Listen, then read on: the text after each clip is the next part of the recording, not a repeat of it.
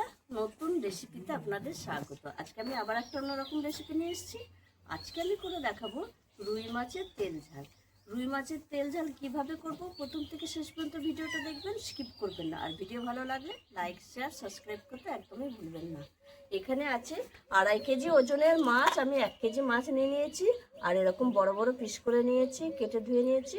আর নিয়ে নিয়েছি টমেটো কুচি, পেঁয়াজ কুচি, নুন, চিনি, টক দই, সর্ষের তেল, আদা বাটা, রসুন বাটা, হলুদ গুঁড়ো, জিরের গুঁড়ো, লঙ্কার গুঁড়ো, কালো জিরে। আর কিছু লাগবে না।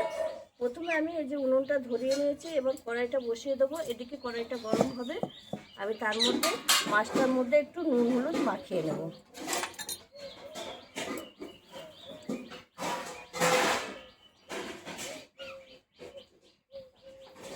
একটু হলুদ দেব, যেহেতু তেল ঝাল সামান্য একটু লঙ্কার গুঁড়ো দেবো। রুই মাছ এমনি একটু মিষ্টি মিষ্টি, একটু লঙ্কা গুঁড়ো দিয়ে মাখিয়ে রাখলে বেশ একটু ঝাল ঝাল ভালো লাগে। আর একঘেয়েমি মাছের ঝোল ঝাল না খেতে রাখলে ভালো লাগলে এইভাবে একবার মাছটা রান্না করে খেয়ে দেখবেন, অসাধারণ লাগে। মাঝে মধ্যে এরকম একটা রেসিপি করলে মাছে এক থালা ভাত এমনি উঠে যাবে। তেল গরম হয়ে গেছে, কড়াই দিয়ে দিয়েছি সর্ষের তেল। তেল গরম হয়ে গেছে, এবার আমি মাছগুলো ভেজে নেব।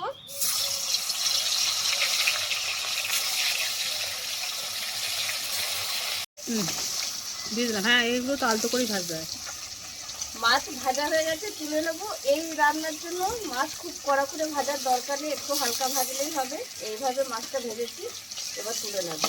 আর এইভাবেই আমি সব মাছ ভেজে নেব।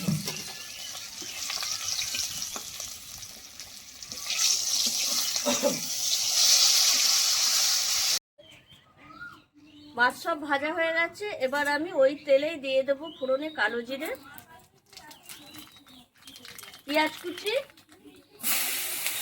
এতটা দেবো না, অর্ধেকটা দেবো, টমেটো কুচি। পেঁয়াজটা ভালো করে ভেজে নেব। পেঁয়াজ আর টমেটোটা, পেঁয়াজ টমেটো ভাজা ভাজা হয়ে গেছে, এবার আমি দিয়ে দেবো স্বাদ মতো লবণ, রসুন বাটা অর্ধেকটা দেবো, এতটা লাগবে না, আদা বাটা এটাও অর্ধেকটা দেবো, হলুদ গুঁড়ো, জিরে গুঁড়ো, লঙ্কা গুঁড়ো। একটু জল দিয়ে মশলাটা ভালো করে কষিয়ে নেব।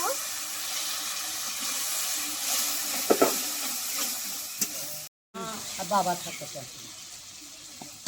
মশলা কষানো হয়ে গেছে, এবার আমি ঘরে পাতা টক দইটা দিয়ে দেবো। আর স্বাদ ব্যালেন্সের জন্য একটু চিনি দেবো, দিয়ে আর একটু কষিয়ে নেব।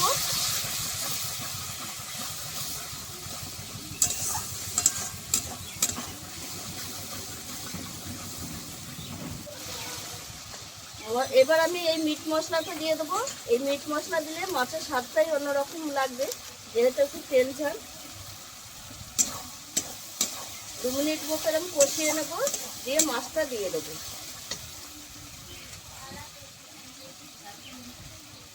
একজনে ভাজা খাবে, তাই তো? মাছটার সঙ্গে মশলা একটু নেড়ে ছেড়ে নেবো, বেশি নাড়বো না, তাহলে ভেঙে যাবে। এবার আমি বাটি ধুয়ে জলটা দিয়ে দেবো, অল্প করে জল দেবো।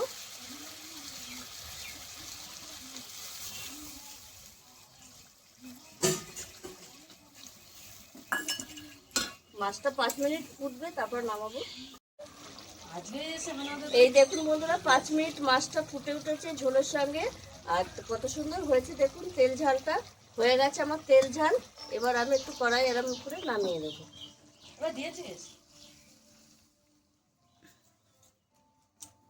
বেশি নাড়াচাড়া করলে মাছ ভেঙে যাবে।